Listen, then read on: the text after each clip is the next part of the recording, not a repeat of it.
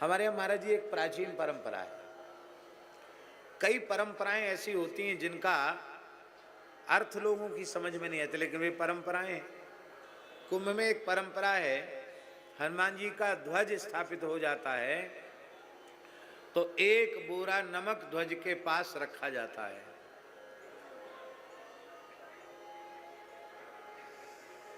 तो हमने कई बार कई जगह पूछा कि ये नमक रखने की कहीं कोई शास्त्रीय परंपरा तो हमको कहीं किसी ग्रंथ में पढ़ने में आई नहीं कि ध्वज स्थापन हो तो वहाँ सेर दो सेर नमक भी रखना चाहिए और पूरा कम से कम 1 क्विंटल नमक, 1 कट्टा नमक भर के रखते हैं। क्या बात है, इसका क्या प्रयोजन है? तो हमने कई लोगों से पूछा, पुरानी बात है, तो किसी ने समुचित समाधान हमको नहीं दिया। सबने एक, अरे पुरानी परंपरा है कि ध्वजा स्थापित होती तो नमक रखा जाता है। भाई परंपरा तो है, पर परंपरा के पीछे उसका भाव क्या है?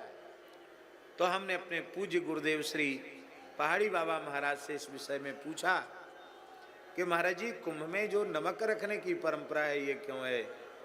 बोले ध्वज हनुमान जी का है, चाहे दिगंबर का पचरंगा हो, चाहे निर्वाणी का लाल हो, अथवा निर्मोही का श्वेत ध्वज हो, ध्वज के रूप में हनुमान जी ही माने जाते हैं हमारे यहाँ परंपरा में।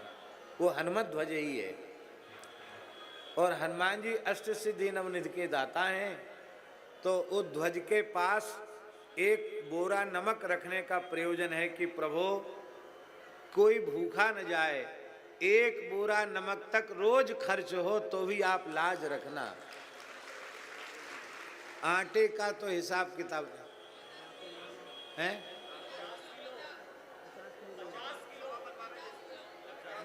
हाँ, हमारे बाबा बता रहे हैं, जो सेवा हमारे संत, ये जो बरसाने वाले संत हैं, ये कुठार भंडार में सब सेवा संभालें।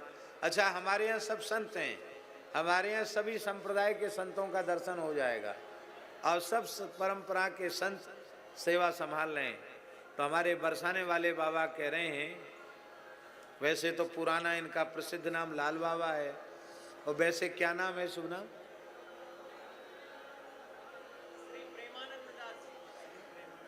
श्री प्रेमानंद दास बाबा कह रहे हैं कि 50 किलो नमक रोज अभी भगवान की रसोई में लग रहा है। तो ये श्री ठाकुर जी की कृपा है। क्या कह रहे थे? और हो गया सब बात?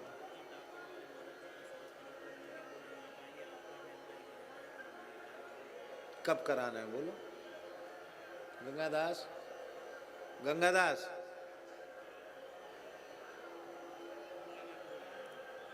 आए, कुर्सी पर विराज। उधर कुर्सी पर ले जाओ, पीछे, हाँ कुर्सी पर विराज।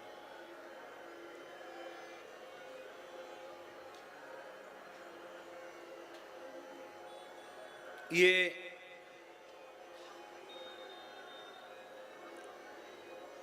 परम श्रद्धेय विद्वद वरेण्य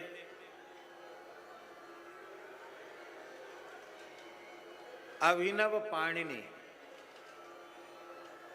पंडित श्री रमाकांत जी हैं, पांडे जी,